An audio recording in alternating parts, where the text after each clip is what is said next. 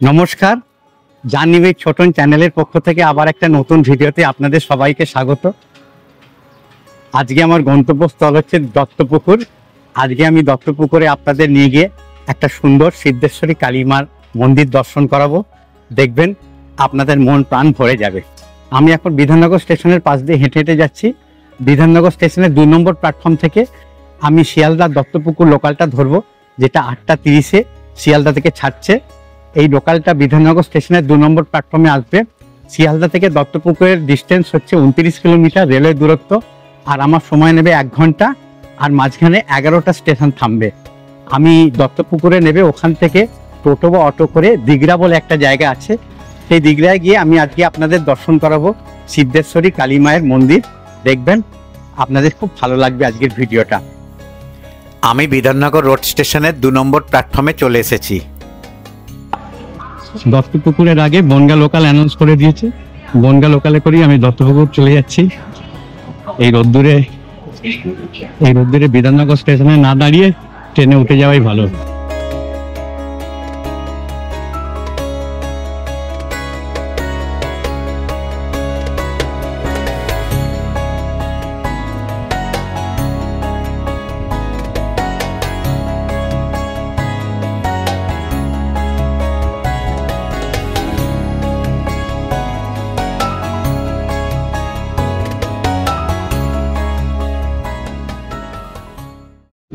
প্রচন্ড ভিড়, তবুও বসার জায়গা পেয়ে গেছি, মোটামুটি বসার জায়গা পেয়ে গেছি।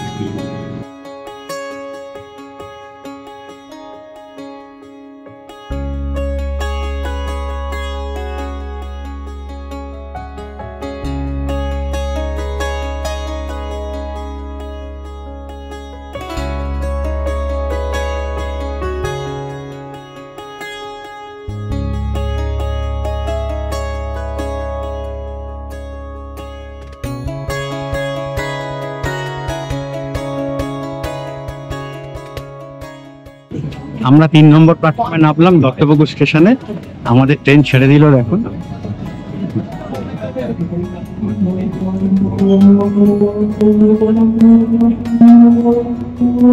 আর যে দিক দিয়ে আমরা এসেছি শিয়ালদা, সেই শিয়ালদার দিক দিয়ে আমাদের কিন্তু যেতে হবে।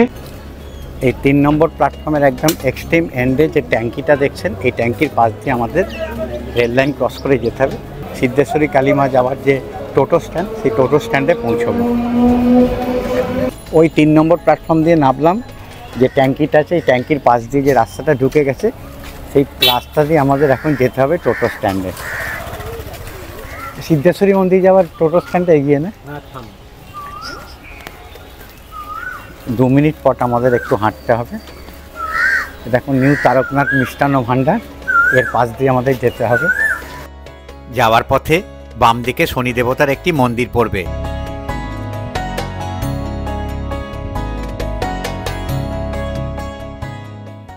একটু হাঁটলেই সামনে মেন রোড। একটা লেভেল ক্রসিং পড়বে, দেখুন এই লেভেল ক্রসিং এর সামনে দিয়ে একটু হেঁটে যেতে হবে। এগিয়ে এই যে সামনে টোটোগুলো দাঁড়িয়ে আছে, ওইখানে একবার জিজ্ঞেস করি। তার মানে স্টেশন থেকে প্রায় 4-5 মিনিট আমাকে হাঁটতে হবে এই টোটো স্ট্যান্ডে আসতে। দাদা, সিদ্ধেশ্বরী কালী মন্দির কোন টোটোটা যায়? এইটা কত এখান থেকে? স্টেশন থেকে 5 মিনিট হেঁটে আমি টোটো স্ট্যান্ডে চলে এলাম। 5 মিনিট হাঁটতে হবে টোটো স্ট্যান্ডে। এখান থেকে পার্টিকুলারলি সিদ্ধেশ্বরী মন্দির যাওয়ার জন্য টোটো আছে 15 টাকা ভাড়া, আর আপনারা যদি দিগড়া বাজার অবধি যান তাহলে 10 টাকা ভাড়া। তো একদম মন্দির অবধি 15 টাকা নেবে। তো আমি টোটোতে উঠে পড়লাম। তো মোটামুটি আপনাদের পথ নির্দেশনাটা দেখিয়ে দিলাম কিভাবে শিয়ালদা থেকে এই টোটো স্ট্যান্ড অবধি আসতে হবে। এবার টোটো থেকে আপনাদের আমি দেখাবো কিভাবে এই সিদ্ধেশ্বরী কালী মন্দির অবধি আপনারা যেতে পারবেন। মোটামুটি 4 জন প্যাসেঞ্জার হওয়াতে টোটো ছেড়ে দিল। দুধারে সবুজের সমারোহ, মাঝখান দিয়ে আমাদের টোটো চলেছে। যাবার পথে দিঘরা বাজার পড়বে। আমাকে টোটোওয়ালা এই মোড় থেকে নামিয়ে দিয়ে গেল। এই দেখুন এই মোড়, এই লোকেশনটা আপনাদের দেখাচ্ছি। এখানে একটা ছোট দোকান আছে। এই দোকানে, আচ্ছা এই জায়গাটার নাম কি দাদা? সিদ্ধেশ্বরী কালী মন্দির মোড়। আচ্ছা আচ্ছা, এমনি ফাঁকা জায়গা। সামনেই কালী মন্দির, পুরো গ্রাম্য পরিবেশ, খুব ভাল লাগছে। চলুন, এই সামনেই সিদ্ধেশ্বরী কালী মন্দির।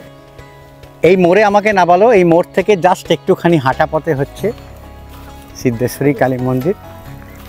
এই কালী মন্দিরের গেট দেখা যাচ্ছে, পাশে একটা ছোট ডোবা টাইপ পুকুর বলতে পারেন, গ্রীষ্মকালে শুকিয়ে যাচ্ছে। সামনে একটা দোকান আছে।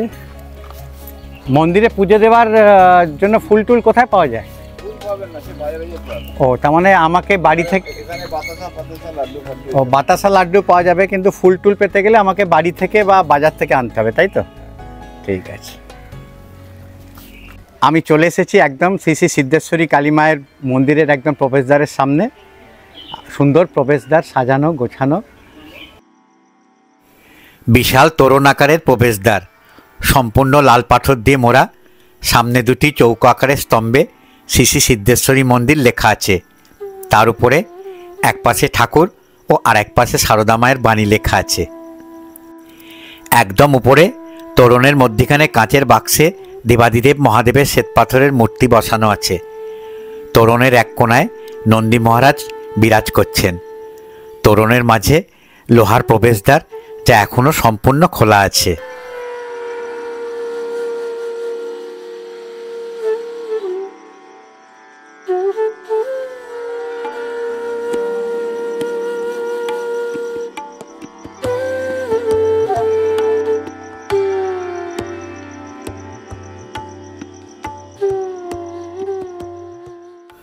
মন্দিরে প্রবেশ করেই চোখে পড়ল চারিধারে অসংখ্য সবুজ গাছে ভরা এই মন্দির প্রাঙ্গণ। ডান দিকে খোলা বিশাল জায়গা গাড়ি রাখার জন্য।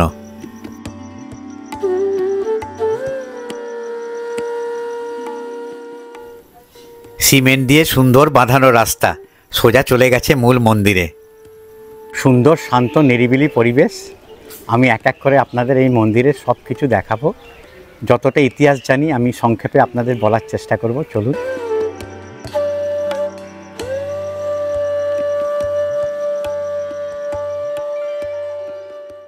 ডান দিকে বিশাল অশ্বত্থ বৃক্ষ, যার গোড়া শ্বেতপাথর দিয়ে চারিধার বাঁধানো ও টিনের চাল দিয়ে ঘেরা।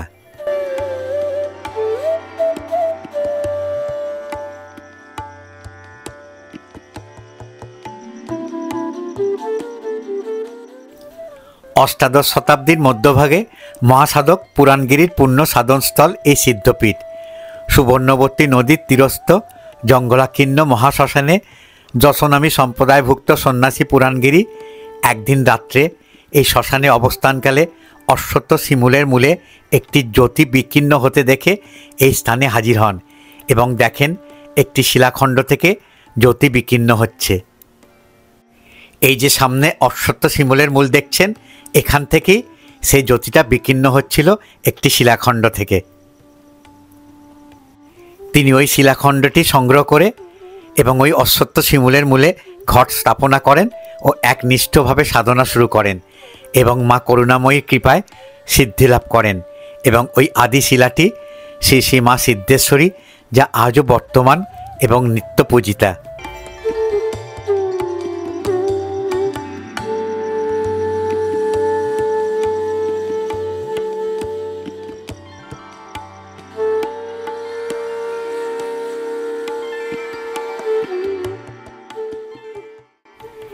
প্রাচীন অশ্বত্থ বৃক্ষের ঠিক বিপরীত দিকে দর্শনার্থীদের জুতো রাখার জায়গা।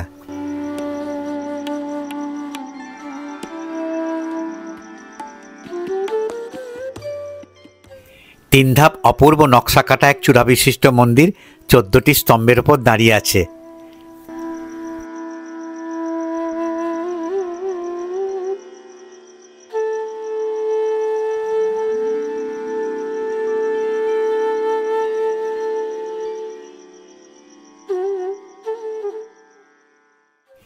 দশ ধাপ শ্বেতপাথরে সিঁড়ি পেরিয়ে পড়বে মন্দিরের দালান ও সামনে বিশাল গর্ভগৃহ। গর্ভগৃহের চারিধারে রেলিং দিয়ে ঘেরা বারান্দা। মন্দিরের দালান ও গর্ভগৃহের মেঝ সম্পূর্ণ পাথর দিয়ে ঢাকা।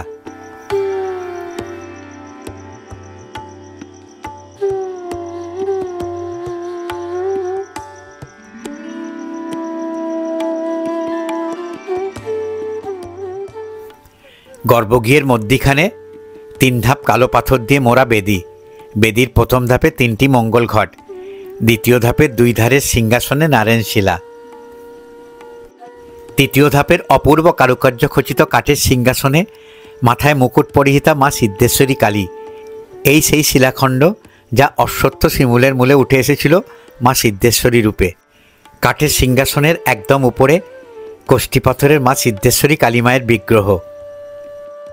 তৎকালীন জমিদার স্বর্গীয় রামজয় চট্টোপাধ্যায় মায়ের মন্দির নির্মাণ করেন এবং বংশানুক্রমে মায়ের নিত্য সেবা ও মন্দির পরিচালনা করতে থাকেন।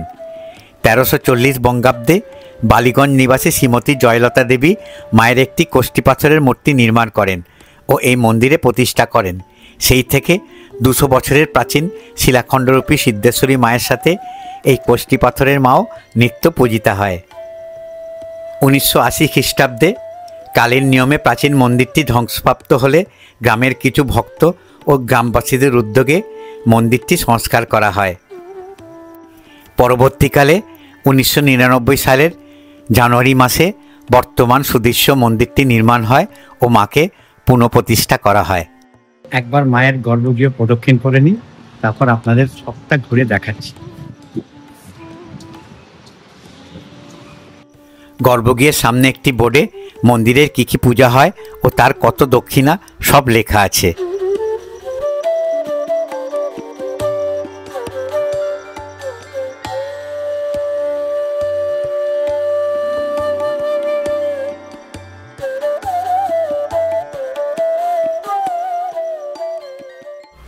গর্ভগৃহের চারিপাশে বিশাল বারান্দা রেলিং দিয়ে ঘেরা।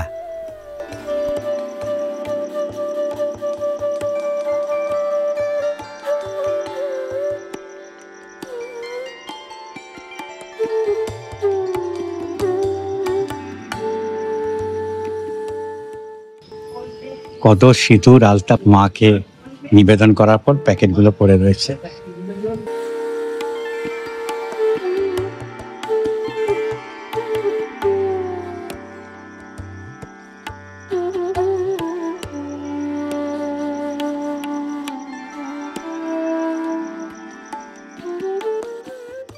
চলুন এবার আপনাদের আস্তে আস্তে মন্দির প্রাঙ্গণটা ঘুরে দেখাই। আরো অনেক মন্দির আছে, সেগুলো আপনাদের দেখাচ্ছি। এত নিরিবিলি মনোরম পরিবেশ ঘেরা এই মন্দিরটা, আমার সত্যি এখানে এসে মনে হচ্ছে এতদিন কেন আমি এখানে আসিনি। খুব ভালো লাগছে, কেননা বারাসাতে আমি এসেছিলাম। বারাসাতে 2-3টে আশ্রম আমি করেছি, আপনারা হয়তো ভিডিওতে দেখে থাকবেন, কিন্তু এই মন্দিরের কথা আমি জানতাম না। তো গত 2 দিন আগে জানতে পারলাম, তাই এখন না ঘুরে আসি মন্দিরটা, আর আপনাদেরকেও দর্শন করি আনি। মায়ের মন্দিরের পেছনে অপূর্ব বাগান, দুপাশে সারিবদ্ধভাবে সুপারি গাছ, মাঝখান দিয়ে বাঁধানো পথ চলে গেছে দেবাদিদেব মহাদেবের মন্দিরে। দুধার দিয়ে সিঁড়ি উঠে গেছে গর্ভগৃহে যাওয়ার। চলুন ভগবান শিবের দর্শন করে আসি।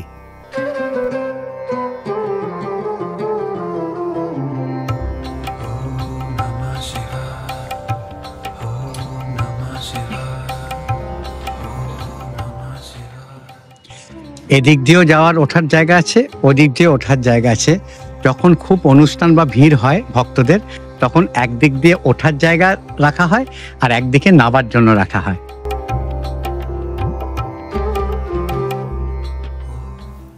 20 ধাপ সিঁড়ি পেরিয়ে সামনে শ্বেতপাথর দিয়ে মোড়া দালান। দালানের পরেই গর্ভগৃহে বিরাজ করছেন দেবাদিদেব মহাদেব। ধ্যানমগ্ন অবস্থায় মহাদেবের অপূর্ব মূর্তি, গলায় বাসুকী নাগ জড়িয়ে আছেন, পাশে বাবার ত্রিশূল। তবে নন্দী মহারাজের দর্শন পেলাম না।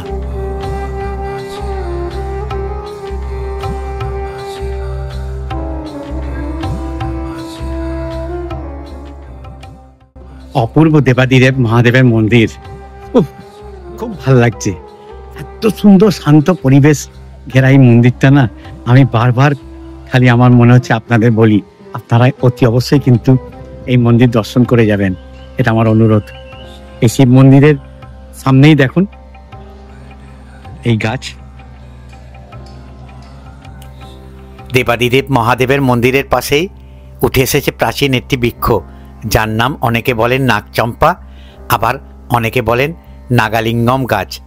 কোন নামটা সঠিক আমি নিজেই জানি না। আপনারা যদি জেনে থাকেন তাহলে কমেন্ট বক্সে অবশ্যই জানিয়ে আমার দর্শকদের অবগত করবেন।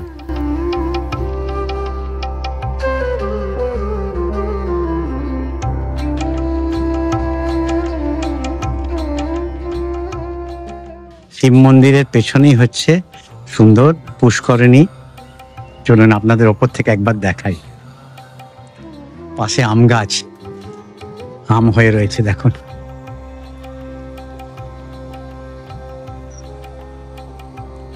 উফ, অপূর্ব পরিবেশ।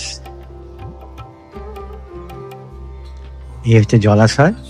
যদি কোনো ভক্ত এখানে মানত করে থাকেন বা কোনো মনস্কামনা আগে থেকে জানিয়ে থাকেন, তারা যদি এখানে পুজো দিতে আসেন, তাহলে এই যে পুষ্করিণী, এই পুষ্করিণীর জলে স্নান করে নিজেকে শুদ্ধ করে তারপর মায়ের কাছে গিয়ে বা বাবার কাছে গিয়ে পুজো দেন।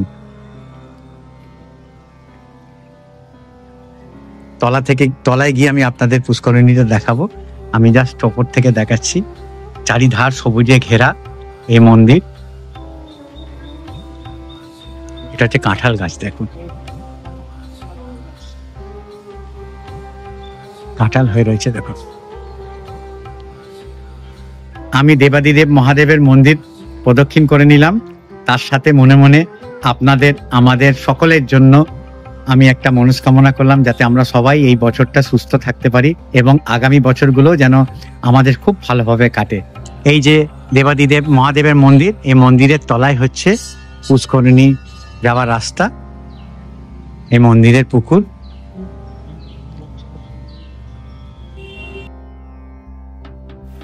সুন্দর বাঁধানো ঘাট, এই পুকুর পাড়ে বসে সুন্দর সময় কাটানোর একটি আধ্যাত্মিক স্থান, যা আজকালকার দিনে খুঁজে পাওয়া খুবই কঠিন।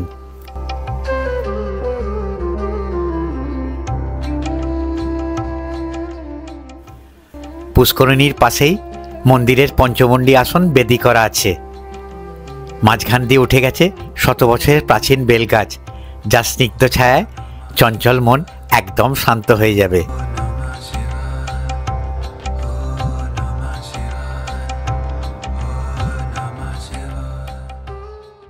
গ্রামে গঞ্জে কত অজানা মঠ মন্দির আশ্রম আছে, আমরা অনেকেই জানি না।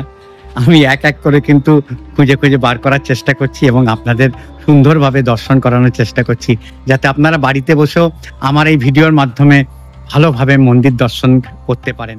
চলুন, আরো মন্দির আছে, আরো মন্দির আপনাদের আমি দর্শন করাই। মায়ের মন্দিরের ঠিক ডান দিকে পশ্চিম দিকে নবনির্মিত রাধাকৃষ্ণের মন্দির। রাধাকৃষ্ণের মন্দিরের সামনে দাঁড়ালে মনে হচ্ছে এ যেন আমি এক স্বর্গরাজ্যে চলে এসেছি। মন্দিরের প্রবেশের সামনেই হোমকুণ্ড। ত্রিকোণ আকৃতির একচূড়া বিশিষ্ট রাধাকৃষ্ণ মন্দিরে যেতে হলে আমাদের 10 ধাপ সিঁড়ি পেরিয়ে আসতে হবে মন্দিরের দালানে।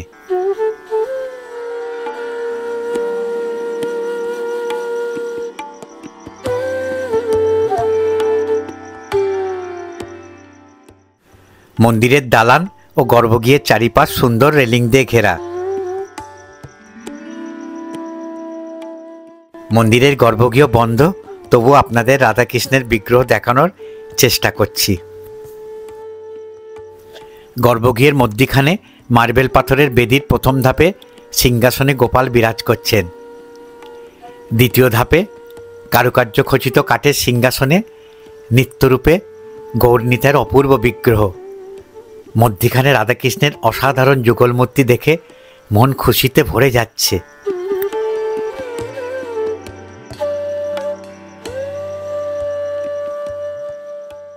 রাধাকৃষ্ণের মন্দিরের পাশেই কিন্তু শীতলা মায়ের মন্দির। চলুন শীতলা মায়ের মন্দির আগে দর্শন করে নিই। তার আগে একটা বৃক্ষ আছে, সেই বৃক্ষটা আপনাদের দেখাই। রাধাকৃষ্ণের ও শীতলা মায়ের মন্দিরের মাঝে লাল বেদির উপর বিশাল চম্পা গাছ। চম্পা গাছের বেদির সামনে শীতলা মায়ের ছবি লাগানো।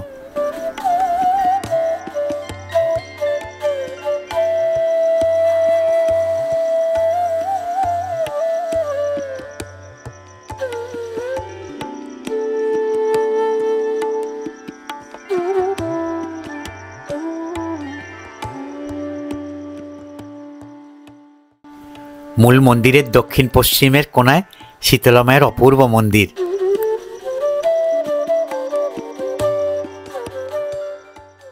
মন্দিরে প্রবেশ করি, সামনে নাট মন্দির। দর্শনার্থীরা শ্বেতপাথরের মেঝেতে বসে এক মনে মাকে তাদের মনস্কামনা জানাতে পারেন।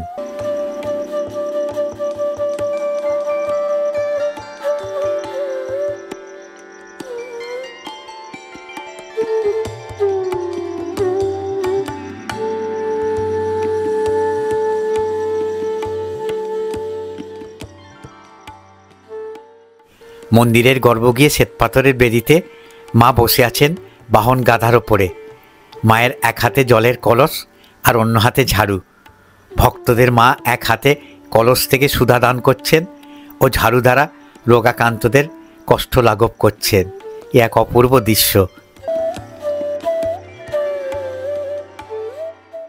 মন্দিরের টয়লেট ব্যবস্থাটা একবার দেখে নি, কেননা অনেক দূর তো মানুষ, যখন দর্শনার্থীরা এখানে আসবেন টয়লেটের ব্যবস্থা আছে কিনা। তো আমি এখানে এক দিদিকে জিজ্ঞেস করলাম, তো দিদি বললেন টয়লেটের ব্যবস্থা আছে। ওই দেখুন দূরে পুরুষ ও মহিলাদের টয়লেটের ব্যবস্থা একবার দেখিয়ে দিচ্ছি আপনাদের। এটা হচ্ছে পুরুষদের জন্য, আর একটু এগিয়ে মহিলাদের জন্য। এই দেখুন মহিলাদের জন্য টয়লেটের ব্যবস্থা আছে। সুতরাং এমার্জেন্সি পারপাসে আপনারা বাথরুম শৌচালয় ইউজ করতে পারবেন, কেন না দূরে গেলে এইটাই কিন্তু মেন জিনিস আপনাদের। শনিবার, মঙ্গলবার আর অমাবস্যার দিন এখানে বড় করে মাকে ভোগ নিবেদন করা হয়, যাতে যে সকল দর্শনার্থীরা ভক্তরা মাকে দর্শন করতে আসেন মঙ্গলবার, শনিবার আর অমাবস্যার দিন, তাদের সবাইকে ছোট টুকরিতে মাকে দুপুরে ভোগ নিবেদনের পর যেটা প্রসাদ হয়ে যায়, সেই প্রসাদ সকলকে বিনামূল্যে দেওয়া হয়। আর আপনারা যদি এখানে এসে মাকে ভোগ নিবেদন করতে চান তাহলে 501 টাকা লাগবে। তার আগের দিনে আপনাকে ফোনে বলে দিতে হবে, ফোন নাম্বারটা আমি নিচে স্ক্রিনে লিখে দিচ্ছি। ওই ফোন নাম্বারে আপনারা আগে থেকে জানিয়ে দেবেন যে আমরা 501 টাকার মাকে ভোগ নিবেদন করব। সেই ভোগ কিন্তু দুজন আরামে এখানে বসে গ্রহণ করতে পারবেন। তো মাকে আলাদা আপনাদের নামে ভোগ নিবেদন হবে 501 টাকার, এবং সেই ভোগটা দুজনে মিলে আপনারা এখানে বসে গ্রহণ করতে পারবেন। এইটা আমাকে এখানকার যে পুরোহিত মহাশয় উনি বললেন। আর মোটামুটি এখানে 7 দিনই মন্দির খোলা থাকে। এই মন্দির সকাল 5টার সময় খুলে যায়, সকাল 8:30 অবধি খোলা থাকে, আবার 1 ঘন্টা বন্ধ থাকে, আবার 9:30 থেকে 12:30 অবধি দুপুরে মাকে ভোগ দেওয়া অবধি খোলা থাকে। তারপর আবার মন্দির বন্ধ হয়ে যায়, আবার বিকেল 5টা থেকে সন্ধ্যে 8টা অবধি, রাত 8টা অবধি মন্দির খোলা থাকে। মন্দিরের পূর্ব থেকে বিশাল একটি শতবর্ষ প্রাচীন বটবৃক্ষ, সুন্দরভাবে পাথর দিয়ে বাঁধানো। হিন্দু ধর্মে বিশ্বাস করা হয় ভগবান ব্রহ্মা, বিষ্ণু ও মহেশ্বরের বাস এই বটবৃক্ষে। তাই অনেক ভক্তরা এই মন্দিরে এলে বটবৃক্ষের তলায় জল নিবেদন করে তাদের মনস্কামনা ত্রিমূর্তি ভগবানের কাছে জানান।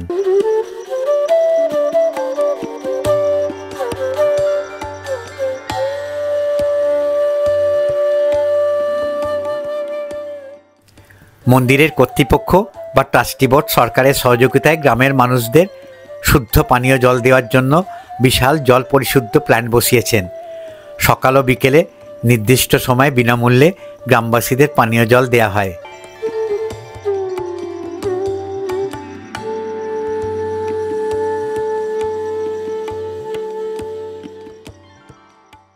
মায়ের মন্দিরের পেছনে ভোগ রন্ধনশালা ও মন্দিরের কার্যালয়।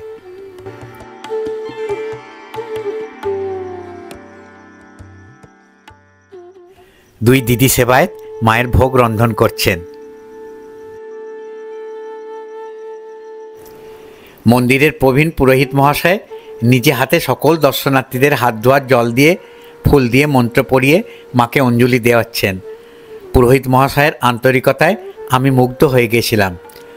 পুরোহিত মহাশয় আজ শনিবার বলে আমাকে মায়ের ভোগ প্রসাদ খাওয়ার জন্য বলেছিলেন, কিন্তু শারীরিক কারণে আমি বাড়ি থেকে আনা খাবার খাবো বলে ওনাকে মানা করে দিয়েছিলাম।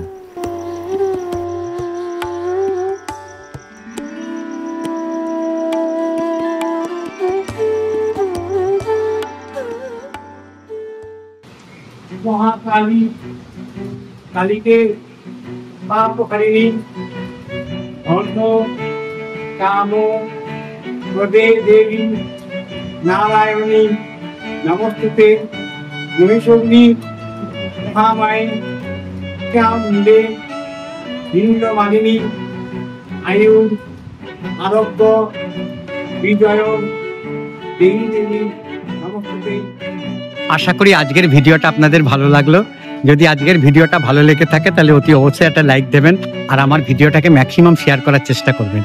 আপনারা যত বেশি শেয়ার করবেন তত বেশি বয়স্ক মানুষেরা বাড়িতে বসে আমার ভিডিওর মাধ্যমে নানান দর্শনীয় স্থান, মঠ, মন্দির, আশ্রম ঘুরে দেখার সুযোগ পাবে। আপনারা যদি আমার চ্যানেলে নতুন দর্শক হয়ে থাকেন তাহলে আমি আমার পরিচয়টা বলে দিই। আমার নাম অলোক, ডাকনাম ছোটন। আমি নানান দর্শনীয় স্থান, মঠ, মন্দির, আশ্রম ঘুরে বেড়াই এবং তার ভিডিও তুলে আমার চ্যানেলের মাধ্যমে দেখাই। আশা করি আপনাদের আমার ভিডিওগুলো ভালো লাগে। আবার আপনাদের সঙ্গে দেখা হবে আমার আগামী ভিডিওতে। আমি আবার একটা নতুন ভিডিও নিয়ে আপনাদের সামনে হাজির হব আমার চ্যানেল জাহ্নবী ছোটনের মাধ্যমে। তাহলে আমি ভিডিওটা আজ এখানেই শেষ করলাম।